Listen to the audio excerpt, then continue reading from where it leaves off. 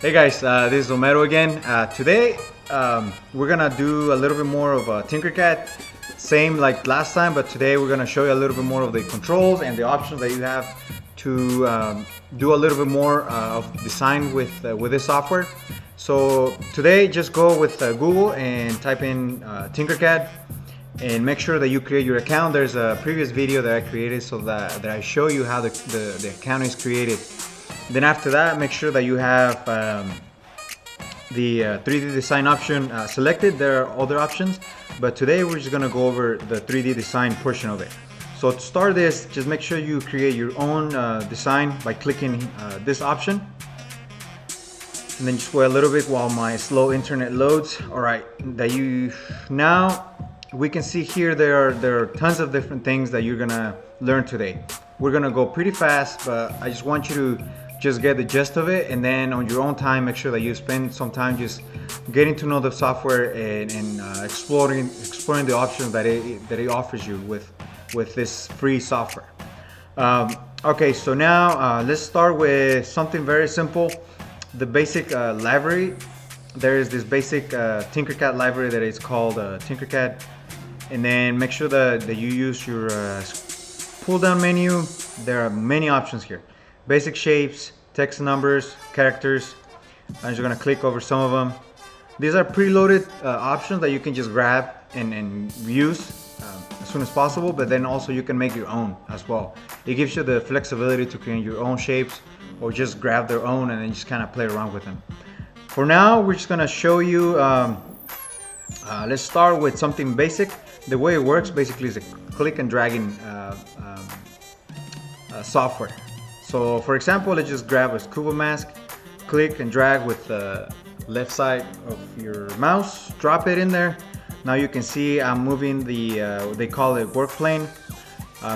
The way to rotate the work plane, make sure that you use your mouse, the right side to rotate it. You just want to move up and down, right or left. Just use the middle button. Hopefully you're not using an Apple computer because I don't know how to use those. I'm pretty sure I can learn, but now Windows. I'll just use Windows because it's easier, I think, to use. Well, enough of that. Let's just go over these controls. As you can see, I was able to rotate it with the mouse, but there's also this other option that you can just kind of just rotate by holding the left side of your mouse. There are also these other options called planes: the top, the front, the right, bottom, the back. There are, all the sizes, all the different dimensions of a cube. Basically, you can reference to the different planes. So for now, we're just gonna go over and click the top plane. So you can see the top of the scuba mask. You can rotate it and see the front. I'm lost. Sorry. Let's just click on the left. Let's look for the front. There you go. So we're looking at it from the front. In case you're lost and you don't know how to get back to normal view, how you started, just click on the little house button, and it'll just bring you right back to it. Another option that is very handy is this one, fit to all. This one will allow you to just fit the model or the thing that you're working on super close, right? You can see right there is automatically. So for example, you're lost in space and you don't know what to do. You click on the home, and then if you want to bring it closer, bring it to that fit to your, basically to your perspective view. There are these little, the zoom in and the zoom out, very basic, very self-explanatory. There's your flat view. Right now you are in a different view. For right now, let's just switch it to a flat view. As you can see, the flat view will allow you to just see things a lot more of a flat from the work plane. And then as soon as you switch it to like a perspective view, it allows you to see more of the contours of the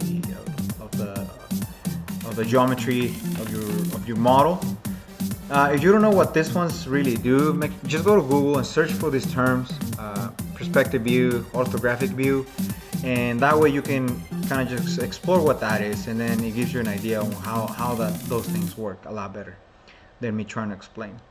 Well, that's enough of that. Those are just the different views. The top, the on the left side of your screen, there are these other options. Select your object.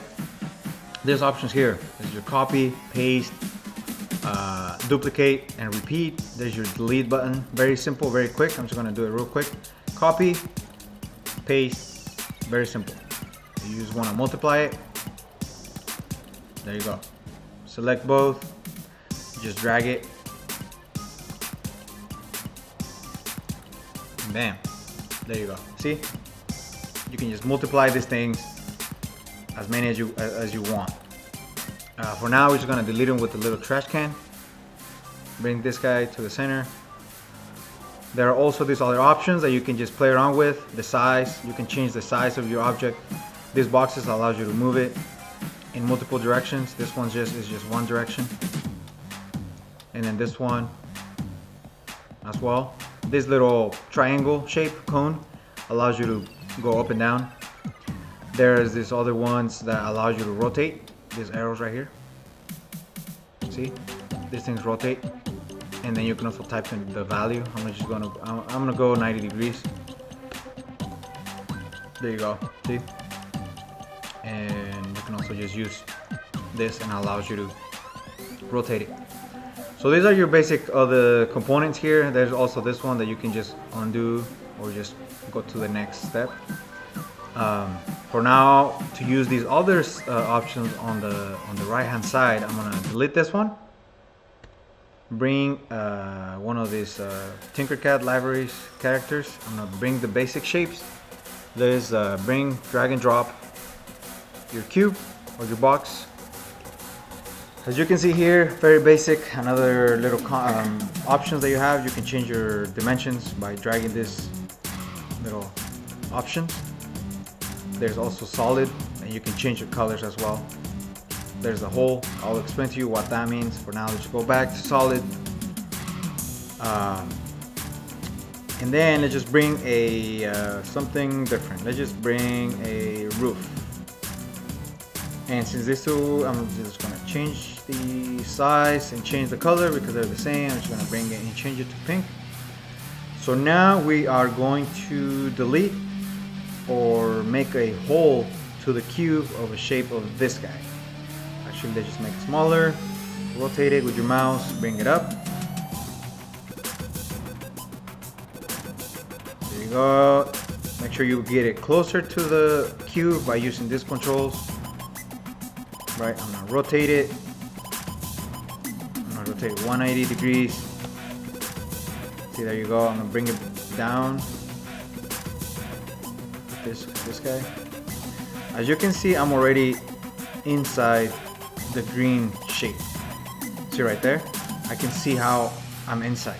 So I'm gonna cut that shape from the cube. The way you do that, you gotta click on this guy. And remember the whole option? Click on that. So now it's kind of giving you a preview of the actual cut section that is gonna make to your shape, right? Basically, whatever shape that you want to cut from an object, you can just do it, using this command. The way it works, you either select the whole thing, or you can just select one of them and then shift, and it does the same thing. So now we're just gonna go and group them, and bam, there you go. See, it did the shape. So that's just to cut objects using two different objects and using the solid and the whole option. We are gonna go back to and use another option that they have.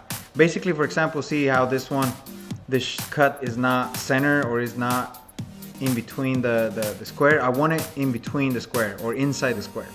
So what I have to do is have to select the whole thing, ungroup, and drag it.